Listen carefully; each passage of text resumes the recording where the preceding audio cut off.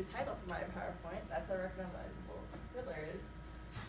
So, he's one of the most infamous villains in history, and for good reason. He's responsible for the deaths of over 11 million people.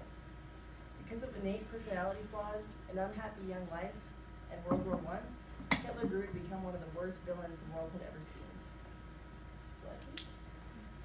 So, starting off with his personality. Hitler didn't have a lot of friends, as he seemed to struggle with forming basic human relationships, but people who did know reported odd things about his personality. His one childhood friend told everyone, it's like, Hitler could often talk for hours about his hopes and dreams and just kind of make a speech to an audience of one. In technical secondary school, he was a troublemaker and a ringleader, and he was always pulling pranks. He didn't do very well in school, and his teachers thought he was lazy. Another thing peculiar to Hitler, he couldn't stand to be corrected or contradicted in any way. He would fly into fits of wild rage and just wouldn't listen to anyone. He developed a harsh survivalist mentality after being homeless for a while, because he just had to be hard to survive. Everyone who knew him also noted in Hitler a distinctive lack of empathy. He didn't care very much about other people, with the exception of his mother, who was probably the only person he actually loved. He also exhibited manic highs and depressive lows, and was said to have a hysterical personality. Slide, please.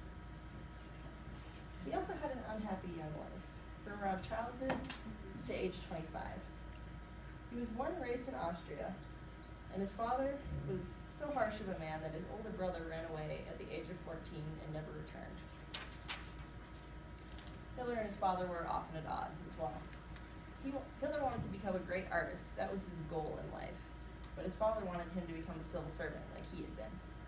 Hitler wasn't really fond of that because he didn't want to work for anybody or have to listen to authority.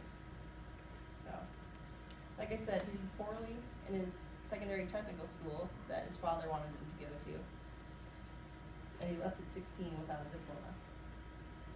After his father died, Hitler was free to pursue his dreams, and he went to Vienna with his inheritance money to apply for art school. There, as you probably all know, he was rejected. They didn't think his drawings were good enough, and while he was good at drawing architecture, he didn't have a very good understanding of the human form, and they just thought he wasn't ready. So he went back home.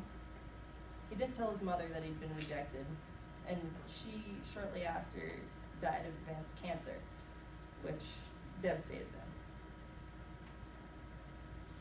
He wandered around for a while, and the next year went back to try to get into art school again, and was again rejected.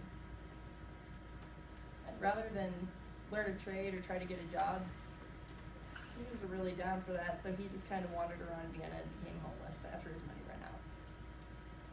Slide, please. So, when World War I was starting out, Austria came after him to try to get military service out of him, but he skipped out on them and joined the German army instead. He was recognized twice for his bravery, and he was considered very lucky, and as he ran messages on the front lines, did a lot of dangerous stuff. So, eventually his luck ran out and he was wounded and sent away from the front for the first time back to Germany to heal. And what he saw back in Germany disgusted him. The civilians were just apathetic and not really supportive of the war, which for some reason surprised him. He blamed the Jews for spreading unrest and undermining the German war effort. And when Germany finally did lose the war, Hitler, like many other Germans, supported the false idea that their army had not been defeated on the battlefield, but could have fought on to victory, except for being betrayed at home by the Jews, the infamous stab in the back theory. Because of this, Hitler hated the Jews with all his heart. Next. His actions were undeniably horrible, but a little context is always welcome. World War I had just finished up, and Germany was the biggest loser. The terms of the Treaty of Versailles utterly humiliated the German nation. It forced Germany to do multiple things here. I'm going to list them off. They had to give up 25,000 square miles of territory with 7 million people who'd been living in it.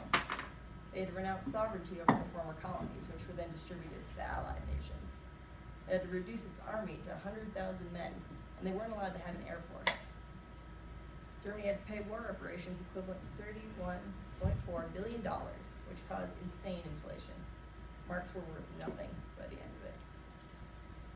They also had to accept occupation of Allied forces in the Rhineland to guarantee non-aggression. So, you go next one.